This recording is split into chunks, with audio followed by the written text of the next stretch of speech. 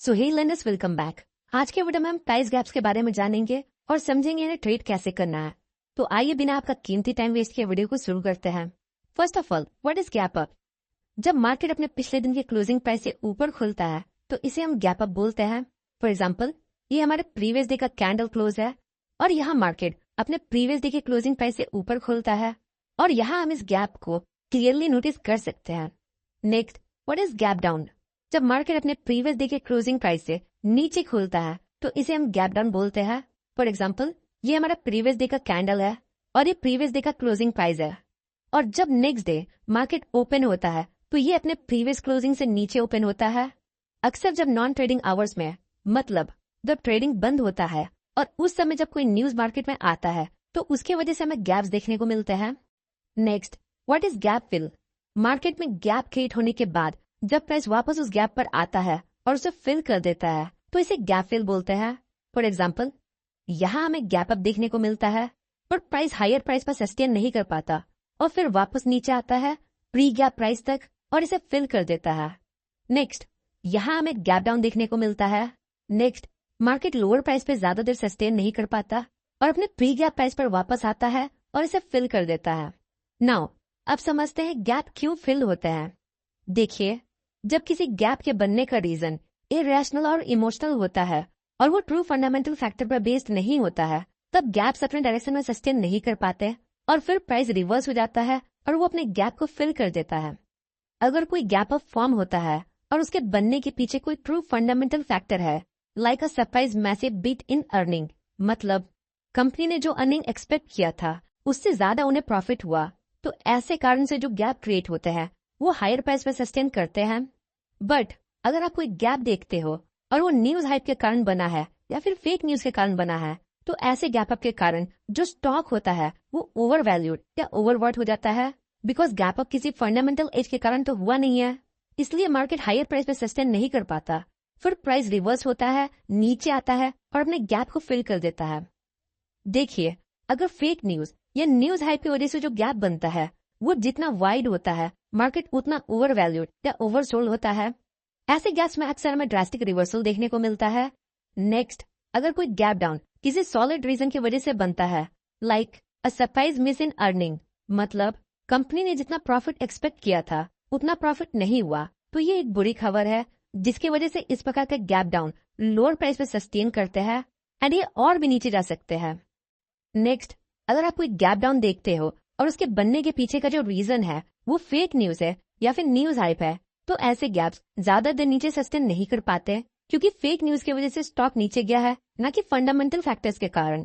तो जब fake news के कारण स्टॉक नीचे जाता है तो ऐसे स्टॉक अंडर वैल्यूड या फिर हम बोल सकते हैं ओवरसोल्ड हो जाते हैं, जिससे कुछ समय बाद प्राइस रिवर्स हो जाता है और ऊपर आके अपने गैप को फिल कर देता है।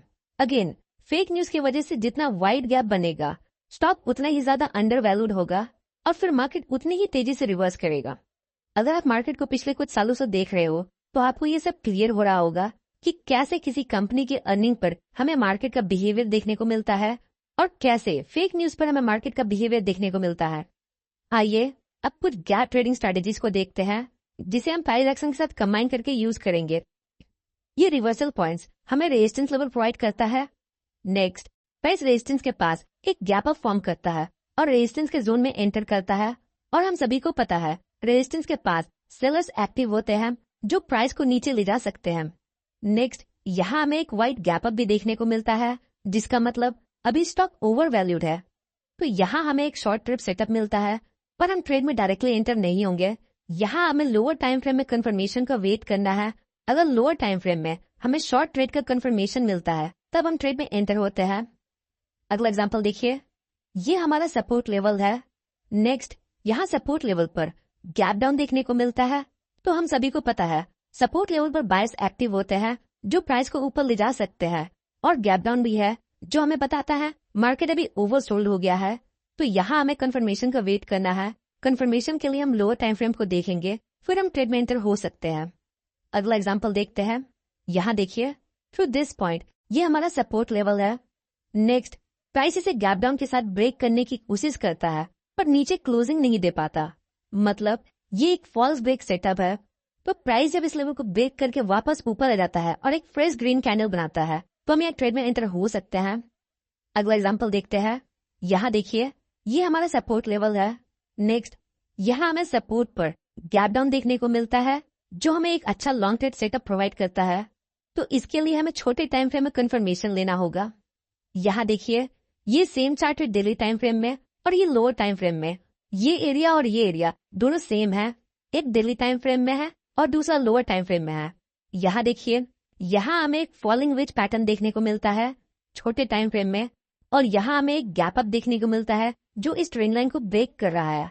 और जब प्राइस किसी ट्रेंड लाइन या की लेवल को गैप अप के साथ ब्रेक करता है तो इसे हम ब्रेक अवे गैप बोलते हैं और ये एक बुलिश सिग्नल है जिसके बेस पर हम ट्रेड ले सकते हैं। और इस ट्रेड सेटअप के अकॉर्डिंग हमारा टारगेट कहीं इस लेवल पर होगा। नाउ अब हम गैप्स को बॉलिंजर बैंड्स ब्रेक और प्राइस एक्शन के साथ कंबाइन करके यूज करेंगे। तो ये हमारा चार्ट है और चार्ट पर बॉलिंजर बैंड्स इंडिकेटर अप्लाइड है और साथ ही साथ हमने सपोर्ट लेवल ड्रॉ किया है through this point. Next, price जब वापस अपने सपोर्ट को अप्रोच करता है तो यहाँ हमें एक वाइड गैप डाउन देखने को मिलता है जो हमें बताता है अभी स्टॉक ओवरसोल्ड है। प्लस यहाँ मल्टीपल कैंडल्स लोअर बैंड को ब्रेक करता है जो ये फर्दर कंफर्म करता है कि मार्केट अभी ओवरसोल्ड है। नेक्स्ट, जब हमें सपोर्ट पर ट्रेंड चेंज कंफर्मेशन मिलता है तो उसके बेस पर हम यहाँ लॉन्ग ट्रेड में एंटर हो सकते हैं।